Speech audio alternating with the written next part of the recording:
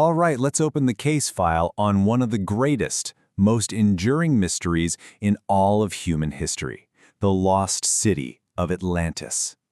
It's an incredible story of a brilliant civilization that was supposedly just swallowed by the sea. But let's start with the question that really gets this whole thing going.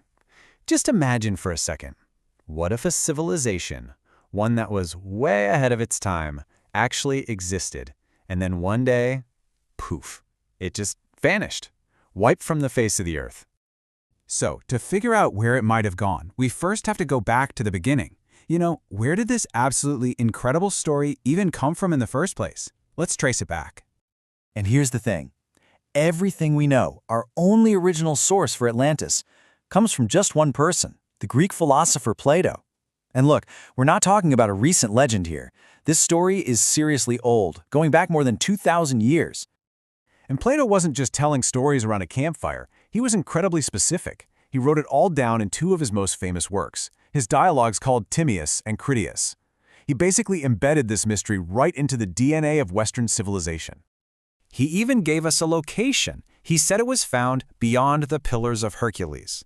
Now, to the ancient Greeks, that was the edge of the known world. Today, we call it the Strait of Gibraltar. So he was pointing out into the vast, mysterious Atlantic Ocean. And here's the truly dramatic part of this tale. Plato wrote that the people of Atlantis became greedy and corrupt, and their punishment was swift and absolute. In just a single catastrophic day and night of earthquakes and floods, the entire island continent sank beneath the waves, lost forever. So, what was this incredible lost world actually like? Well, Plato's descriptions paint a pretty amazing picture. Let's try to piece it together.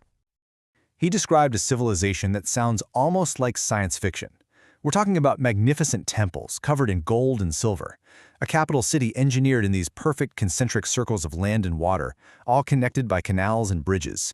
It was a society with technology and knowledge that was supposedly light years ahead of anyone else at the time. But it wasn't just a story about a cool city. It was a warning. See, Atlantis was this perfect utopia of wisdom and power, but it was ultimately destroyed by its own success, its own greed. It was a powerful moral lesson. Even the greatest civilizations can fall if they lose their way. Okay, so let's fast forward from ancient Greece to the modern world. That story was so captivating that, for centuries, people have been searching for Atlantis. And this has led to a really big debate. And that debate really comes down to two sides. In one corner, you have the scholars who are pretty convinced Plato just invented the whole thing, that it was a brilliant political metaphor to warn people about the dangers of pride. But in the other corner, you have the believers, the explorers, who think it's a real hidden history, a true story of a lost world that's been passed down. So, if you're on team it was real, then the next question is the million-dollar one. If it existed, where in the world was it? One of the leading theories actually puts it in the Mediterranean. There was a real, powerful seafaring civilization called the Minoans on the islands of Crete and Santorini. And they were pretty much wiped out by a catastrophic volcanic eruption. The parallels to a powerful island nation vanishing overnight, well, they're kind of hard to ignore. But remember, Plato was very clear. He said it was in the Atlantic. So, what about the Azores?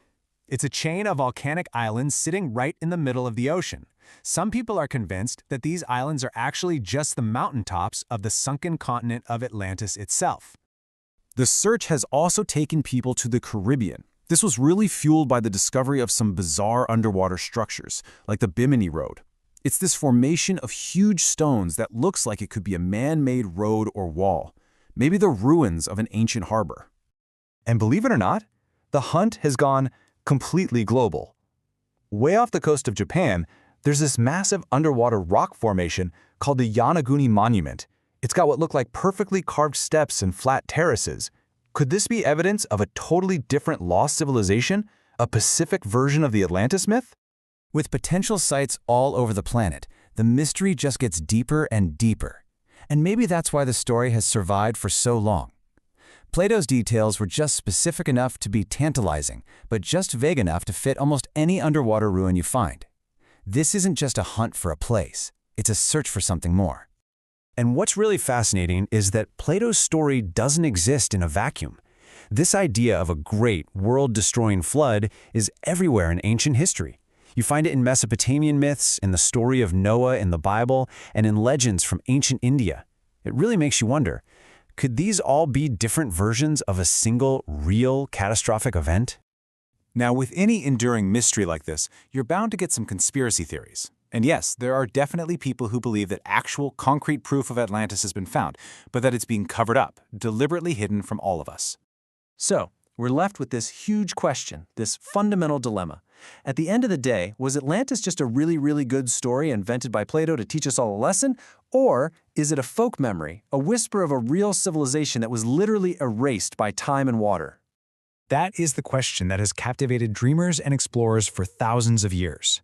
And until we've uncovered every last secret our oceans hold, the mystery will live on. So, what do you think? Is the truth still out there, just waiting for us, hidden somewhere in the deep,